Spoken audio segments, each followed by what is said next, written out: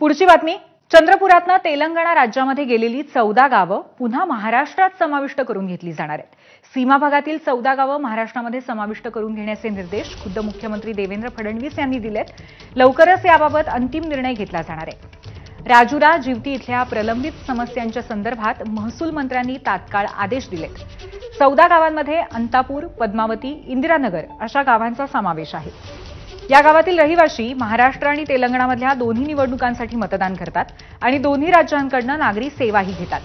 महाराष्ट्राकडून रस्ते, शाळा, पाणी पुरवठा होत असला तरी वीज पुरवठा तेलंगणाकडून केला जातो। मात्र असं असलं तरी अजूनही या गावांना अधिकृत जमिनीच्या कागदपत्रांच्या अडचणींचा सामना करावा लागतोय। 1989 पासून हा सीमावाद सुरू आहे। शरद पवारांच्या नेतृत्वाखालील मंत्रिमंडळाने तेव्हा ही गावं आंध्र प्रदेशाकडे सुपूर्द करण्यास संमती दर्शवली होती। मात्र माजी आमदार वामनराव चटप यांनी याला विधानसभेत विरोध दर्शवला, आक्षेप घेतला आणि तेव्हापासून हा प्रश्न प्रलंबित आहे। आता लवकर या संदर्भात तोडगा निघण्याची शक्यता आहे। आणि यावर महसूल मंत्री चंद्रशेखर बावनकुळेंनी प्रतिक्रिया दिली आहे, पाहूयात।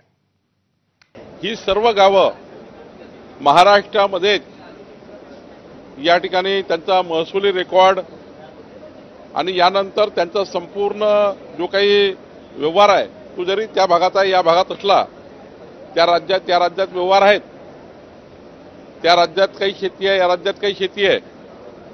त्यामुळं गावाचं जे गावठाण आहे ते महाराष्ट्रामध्येच राहील याबद्दलची कारवाई आम्ही चालू केलेली आहे आणि याबद्दलचा पुरावा रेकॉर्ड आमच्याकडे आहे आणि त्याची नोंद आता महाराष्ट्र शासनाने घेतली आहे।